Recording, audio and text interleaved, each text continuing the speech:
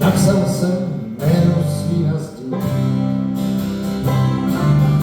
na všechny zdi, který znám.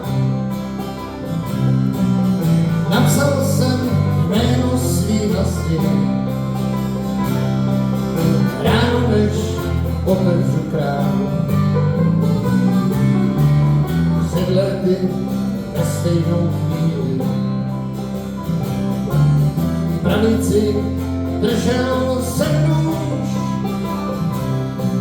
a všichni ti, co po něm zbyli, značení hráli duš. Okolí týhletí války tenkrát už stávala zeď i popsaný pokrovčí šmalky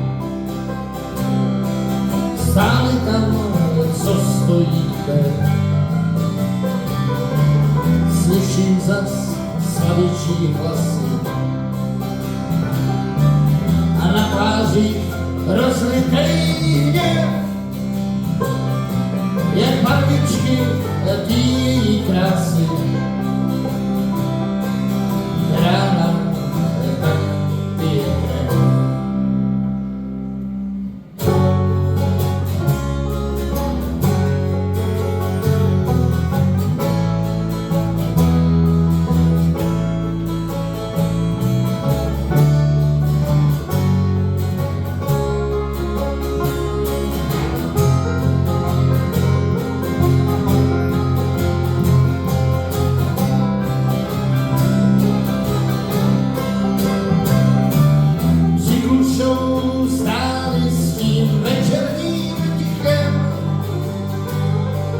Seny se svalí a husí se smíchem, líce si hladí, než spálí je plamen, a srdce jsou mládí, jak sloupí z ramen.